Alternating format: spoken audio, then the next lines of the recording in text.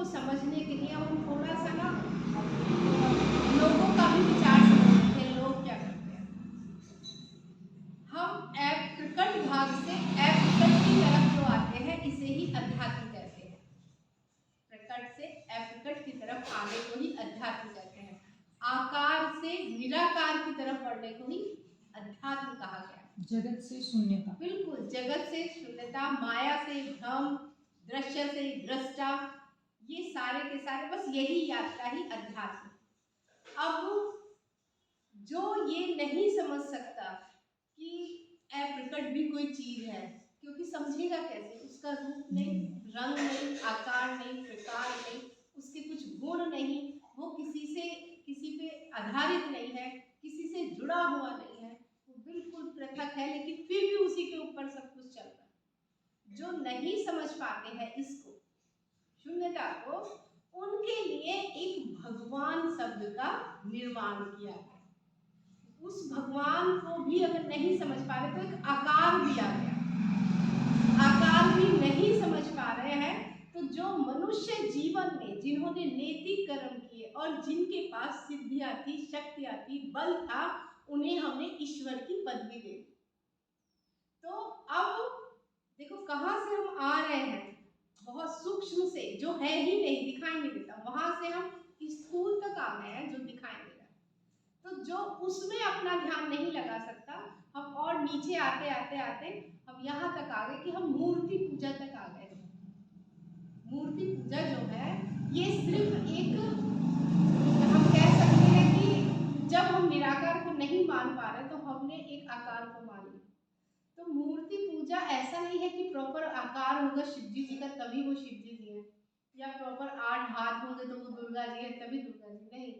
जिन्हें ये समझ में आ गया कि निराकार का किसी भी तरह से आराधना करो वहां तक पहुंच जाती है, तो उन्हें प्रॉपर शेप बनाने की भी जरूरत नहीं है। वो एक मिट्टी का उठाएंगे और उसे रख देंगे, उसे गणेश जी कहेंगे और गणेश जी को पूजना शुरू कर देंगे, वहीं पे ही शक्ति आनी शुरू हो जाती है। तो एक तो हमने ये समझा कि हम जो भी ये कर रहे हैं स्थूल रूप में जो कर रहे हैं, इसको हम सूक्ष्म रूप में भी कर सकते हैं। तो हम इतने सारे पाखंडों से भी बच जाते हैं, जो दिया जलाना, अगरबत्ती, प्रसाद, ये वो। हाँ, अगर हम इन्हें खुशी के लिए करें कि हमें ये करके खुशी मिल रही है, तब बात अलग है। लेकिन यदि हम ये सब इसलिए कर रहे हैं कि भगवान प्रसन्न हो रहे हैं, तो ये अंधकार है, ये बंधन हो जाए, हमारा अंधेरा है, ये हमारे अज्ञान है। क्या कह रही है दीदी? मैं इसके, मैंने कहा तेरे कैसरोल लेकर आई थी, मैं गाड़ी में रह गया। नहीं वो मैं सुन रही हूँ, ऐसी बात नहीं। वो अचानक मुझे, मैं देख रही हूँ वो कहाँ गया। मुझे प्रसाद लेकर आई थी, बोले कि सबको बांट देंगे। हाँ प्रसाद, हाँ वो प्रसाद की वजह से मुझे ध्यान आ गया, तो गाड़ी में ही रह गई। हम जो पूजा पाठ, मूर्ति पूजा या XYZ जो भी कर रहे हैं, वो पूजा की वजह से याद आ गया मुझे, कर रहे हैं, खुशी के लिए कर रहे हैं, गैदरिंग के लिए कर रहे हैं, तब तो ये बहुत अच्छी बात है कि मैंने भंडारा कराया, 100 लोग आए, बैठे, बातचीत हुई, सबका मिलना मिलाना हो गया, तब तो ये ठीक है। यदि मैं इसलिए भंडारा कर रही हूँ मुझे पुण्य मिलेगा या भगवान प्रसन्न होगा, तो ये मेरी अज्ञान का है।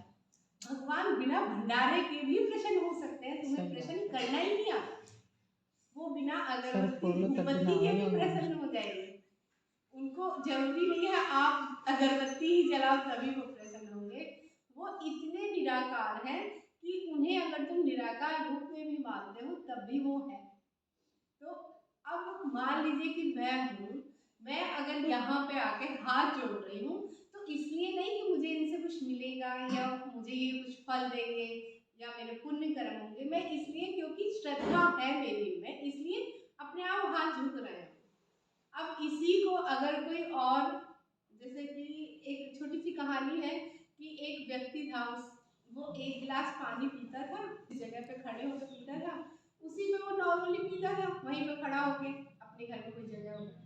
अब उसके बाद उसमें देवी उस पर प्रसन्न हुई, सिद्धि आ गई उसे, तो दूसरे को लगा कि ये खड़े होके गिलास पी रहा है पानी का, इसलिए उसे मिल रही है। अब वो 10 साल तक वहीं खड़े होके पानी पीता रहा, तो उसका संबंध कहीं भी इन चीजों से नहीं होता है। तो इसीलिए हम जो भी करें हम इसलिए करें कि जीव की भलाई हो तब तो ठीक है, या खुशी हो रही है, लेकिन इसलिए ना करें कि भगवान प्रसन्न हो रहे हैं। भगवान हमारे बिना किसी चीज के भी प्रसन्न हो सकते हैं यदि हमारे उनमें श्रद्धा है। भाव के भूखे होते हैं, ये तो आपने सुना ही जैसे होगा। राम और कृष्ण अवतार हुए हैं तो इसमें बहुत लोग हैं, मैं भी पहले उलझी रहती थी कि इतने भगवान कैसे, कुछ लोग राम को कहते हैं ये भगवान हो, शक्ति है, सीरियलों में दिखा दिया और ज़्यादा कर दिया, उसी तरह देवी माँ की अलग से दिखा दिया, गणपति जी को है, मतलब बहुत सारे शक्ति हो गई। इसमें सबसे ज़्यादा लोग उलझे हुए हैं। तो उसने तो कहा था श्री राम को हम मान रहे हैं तो एक ही भगवान थे, फिर कृष्ण हो तो गए। जो निराकार तक नहीं पहुंचे हैं वो शुरुआत तो आकार से ही करेंगे ना। तो जैसे एक महापुरुष कह सकते हैं कि जो एक महापुरुष के रूप में उनका जन्म धरती पे हुआ, शक्ति जब आई तो एक वो महापुरुष ही थे राम, सर्वगुण सामान्य संपन्न थे। ऐसे थे जैसे आप लोग, अच्छा, बस एक मान बस सकते हैं। उनमें चित्त की अशुद्धियां कम थी। जन्म विकास कर्म कह सकते हैं कि वो उस पे जन्म जब उनका हाँ। हुआ तो वो शुद्ध रूप में थे। वो शुद्ध थे। और जो श्री कृष्ण है, जैसे श्री कृष्ण ने प्रकट और अप्रकट दोनों के साथ ही दोनों का ही आनंद लिया। श्री कृष्ण ने जितना वो शून्यता में लीन है, जितना वो एकत्व है, उतना ही उन्होंने माया का भी आनंद लिया। 16 कलाओं का ज्ञान था श्री कृष्ण को। एक साधारण मनुष्य के अंदर 6 कलाएं होती है। आज की डेट में जो मनुष्य है, जो अपने आप को बहुत हायर इंटेलिजेंट कहते हैं, उनमें 6 से 7 कलाएं मात्र होती है। 8 मतलब कलाएं क्या होती हैं, कला में क्या चीज वो आती है? अलग चीज है। अच्छा, विद्या अच्छा, हो गई, सारी हो चीजें। गई। 7 से 8 कला एक वो भी जो बहुत इंटेलिजेंट है उसमें 8, नहीं तो सामान्य में तो 6 ही कलाएं होती है। और श्री कृष्ण में 16